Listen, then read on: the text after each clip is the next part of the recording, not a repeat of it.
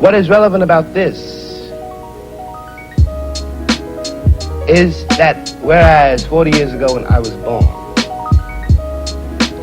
the question of having to deal with what is unspoken by the subjugated, what is never said to the master, of having to deal with this reality was a very remote possibility. It was in no one's mind. When I was growing up, I was taught in American history books that Africa had no history, and neither did I. That I was a savage, about whom the less said the better, who had been saved by Europe and brought to America. And of course, I believed it. I didn't have much choice. Those are the only books there were. Everyone else seemed to agree. If you walk out of Harlem, ride out of Harlem, downtown, the world agrees. What you see is much bigger, cleaner, whiter, richer, safer than where you are. They collect the garbage. People obviously can pay their life insurance. The children look happy, safe. You're not. And you go back home. And it would seem then, of course, that it's an act of God, that this is true, that you belong where white people have put you. It is only since the Second World War that there's been a counter-image in the world, and that image not come about through any legislation on the part of any American government, but through the fact that Africa was suddenly on the stage of the world, and Africans had to be dealt with in a way that had never been dealt with before. This gave an American Negro for the first time a sense of himself beyond a savage or a clown. It has created and will create a great many conundrums. One of the great things that the white world does not know, but I think I do know, is that black people are just like everybody else. One has used the myth of Negro and the myth of color to pretend and to assume that you are dealing essentially with something exotic, bizarre, and practically, according to human laws, unknown. Alas, it is not true. We are also mercenaries, dictators, murderers, liars. We are human too.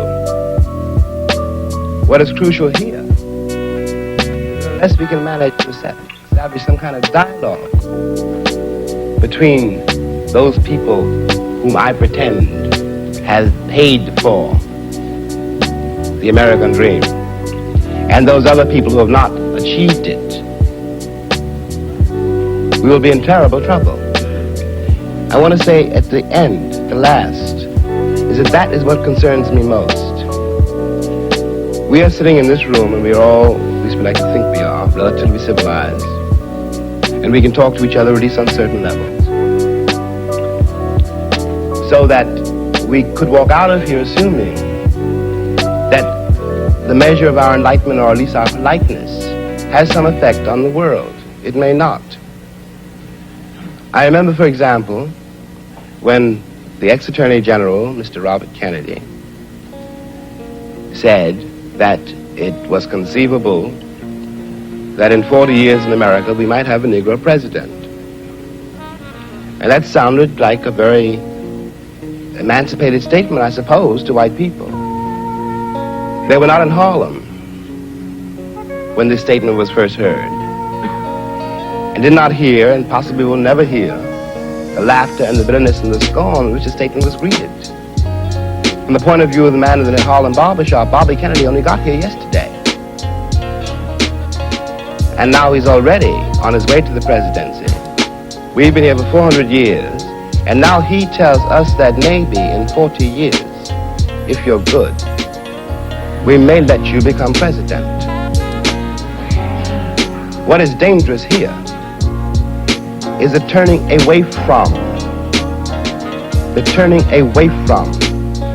anything any white American says. The reason for the political hesitation in spite of the Johnson landslide is the one that's been betrayed by American politicians for so long. And I'm a grown man, and perhaps I can be reasoned with.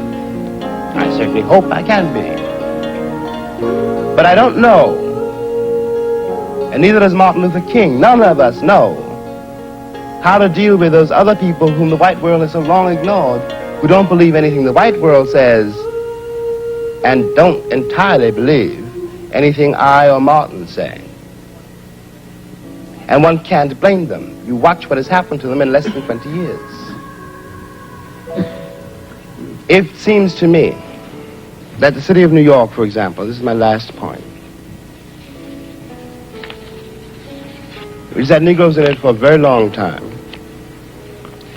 If the city of New York were able, as it has indeed been able, in the last 15 years to reconstruct itself, tear down buildings and raise great new ones, downtown and for money, and has done nothing whatever except build housing projects in the ghetto for the Negroes. And of course the Negroes hate it. Presently the property does indeed deteriorate because the children cannot bear it. They want to get out of the ghetto. If the American pretensions were based on more solid,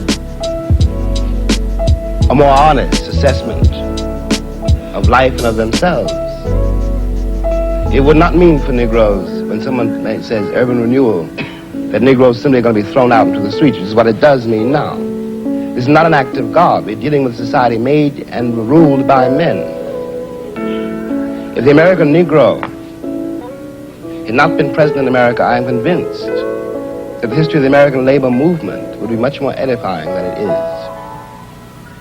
It is a terrible thing for an entire people to surrender to the notion that 1/9 of its population is beneath them. And until that moment, until the moment comes when we, the American people, are able to accept the fact that I have to accept, for example, that my ancestors are both white and black, that on that continent we are trying to forge a new identity for which we need each other, and that I am not a ward of America. I am not an object of missionary charity. I am one of the people who built the country. Until this moment, there is scarcely any hope for the American dream, because the people who are denied participation in it, by their very presence, will wreck it. And if that happens, it's a very grave moment for the West. Thank you.